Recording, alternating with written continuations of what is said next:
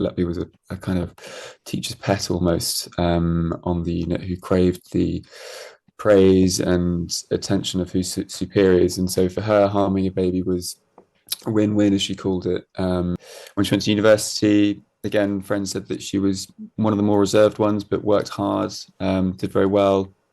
And I think that impression carried on through to her working years. But one of the colleagues that we spoke to said that she didn't always get on that well with people. She could be very sort of punctilious and kind of overly willing to or keen to impress her superiors, which I think sometimes a little bit people officious as well. A little bit Followed officious, rules perhaps. to the book, which is ironic, considering she was breaking the rules to such a horrific extent. Police have described her as beige, a normal 20-something, another side to her that nobody saw. And often when you start to look into the psychology of a case like this, and of course we're not here to speculate, but many people are asking, Tom, why and what makes a seemingly beige, normal 20-year-old, 20-something turn into a child killer to such an extreme extent? Were there any arguments put forward by the prosecution during the trial as to what might the motive have been in this case?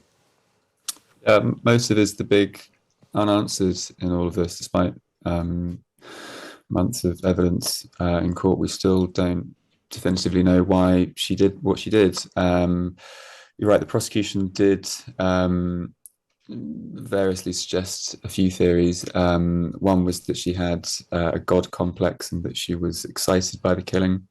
Another that she was trying to attract the attention of one of the registrars that also worked at the hospital. She was supposedly in love with that registrar, and I know they're not named, but when she was hearing evidence from them or about them, she did break down in tears, didn't she, during proceedings? Yeah, that's right. When the registrar gave evidence, she immediately tried to leave the dock and broke down in tears.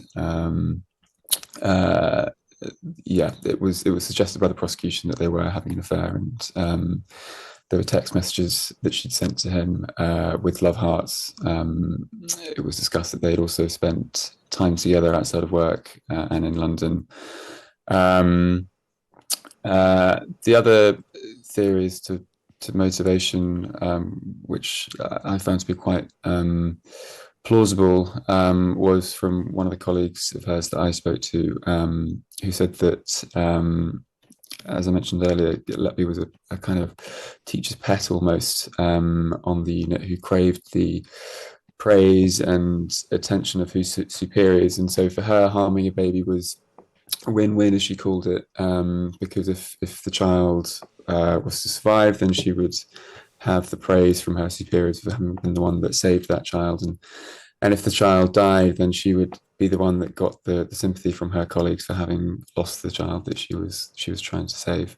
Yeah, people often talk about whether trauma is involved in someone's upbringing or life that might contribute to them seemingly being, such a nice, shy, in her case, a person during childhood to then, as I said, turn into a killer. And there have been some suggestions that she may have been concerned about her own fertility. Could that have been an aspect here? Potentially, yeah. There were notes. There were hundreds and hundreds of notes that were found in her home when police first arrested her in the summer of 2018. And among those, there was a note that described this feeling that she was worried that she would never have a family of her own. These notes, she'd also written things like, "I'm evil, I did this, I'm not a good person, I killed them because I wasn't good enough." And so there's a lot that you could read into her psychology around this time. from those notes.